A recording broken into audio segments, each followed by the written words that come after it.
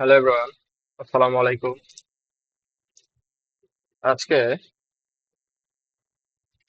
দেখাবো হচ্ছে প্যারামস কিওয়ার্ডের কাজ। তো ইউজিং সিস্টেম প্লাস আমাদের মেইন মেথড থাক। আমরা আরেকটা মেথড ক্রিয়েট করব সাম নামে, পাবলিক স্ট্যাটিক, ভয়েড দিব না, ঠিক আছে? ভয়েড দিব না, ইন্টিজার দিব, কারণ আমরা রিটার্ন করব, ঠিক আছে? Integer integer number one, integer number two.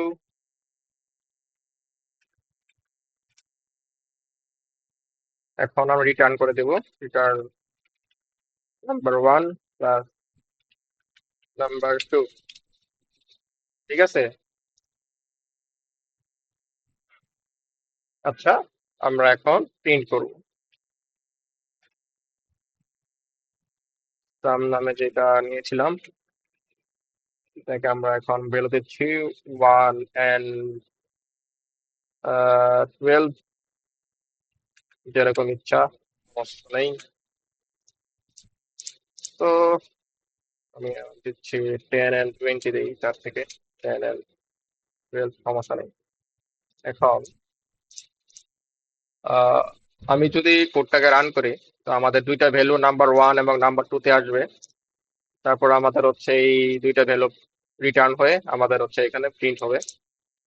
তো আমরা একবার রান করি।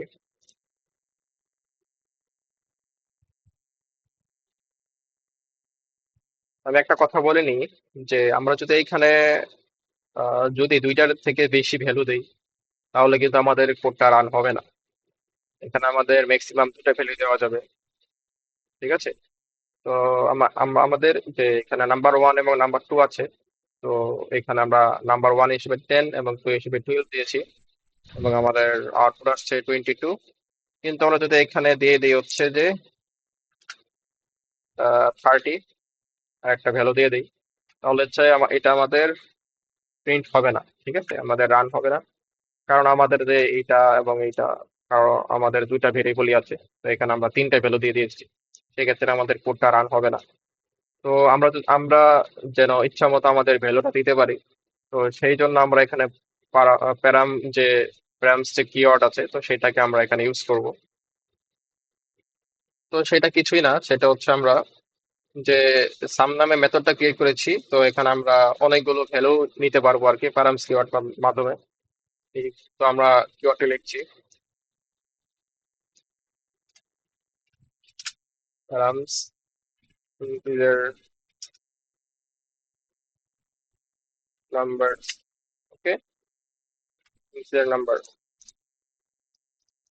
তো এটা হচ্ছে আমাদের ভেরিয়েবল, এটা হচ্ছে আমাদের ডেটা টাইপ, আর এই প্যারামস কিওয়ার্ডের মাধ্যমে আমরা এই যে এইখানে একের অধিক ভ্যালু বা আমাদের যতগুলো ইচ্ছা মন চাই ভ্যালু আমরা দিতে পারবো এখানে, ঠিক আছে?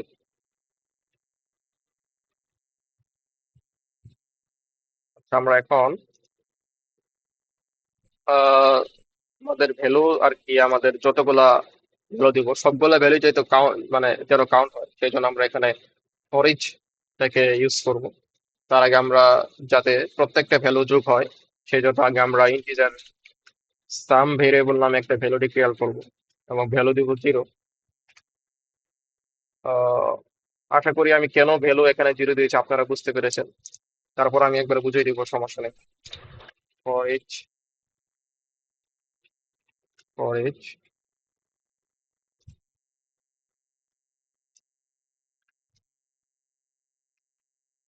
Variable x in number, okay. তো এখানে যে নাম্বারের এর যে প্রত্যেকটা এলিমেন্ট আছে, তো সেটা 1 by 1 এই এক্স এর ভিতরে আসবে আর কি।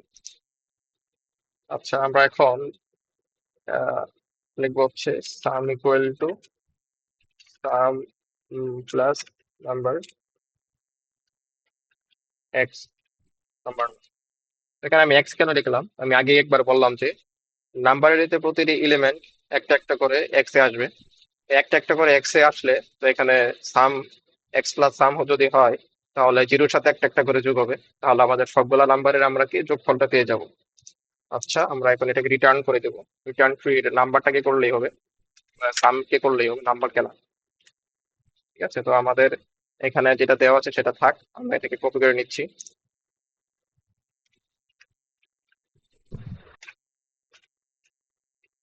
এখানে আমরা 30 পরে দিচ্ছি 40, তারপরে আমরা এখানে দিব হচ্ছে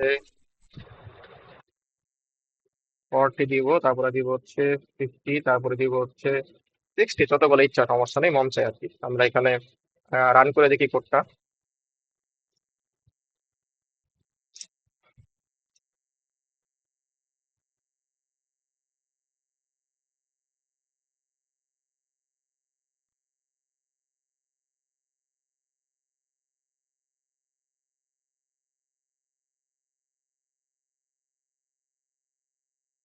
তো তো আমাদের যে এটা এটা আমাদের একটা ক্লাস। তো এখানে দুটা মেথড আছে কিন্তু। সাম নামে একটা মেথড আর একটা মেইন মেথড। মেইন মেথডে আমরা প্রিন্ট করেছি, আর সাম মেথডে আমরা এই ফর ইচ লুপটাকে ইউজ করেছি। আর এখানে সাম ইকুয়াল টু জিরো কেন লিখেছি সেটা আমি বলেছি যে জিরোর সাথে একটা একটা করে ভ্যালু যোগ হবে, তারপর আমাদের এই যে যোগফলটা সেটা আসবে। আর একটা একটা করে ভ্যালুটা কোথায় স্টোর হবে, এই এক্স স্টোর হবে। নাম্বারে যে এর এর ভ্যালু গুলো আছে ওই এক্স স্টোর হবে। তারপরে এই সামের সাথে যোগ হবে একটা একটা করে, অর্থাৎ জিরোর সাথে যোগ হবে। তারপর হচ্ছে আমাদের রিটার্ন হবে সাম।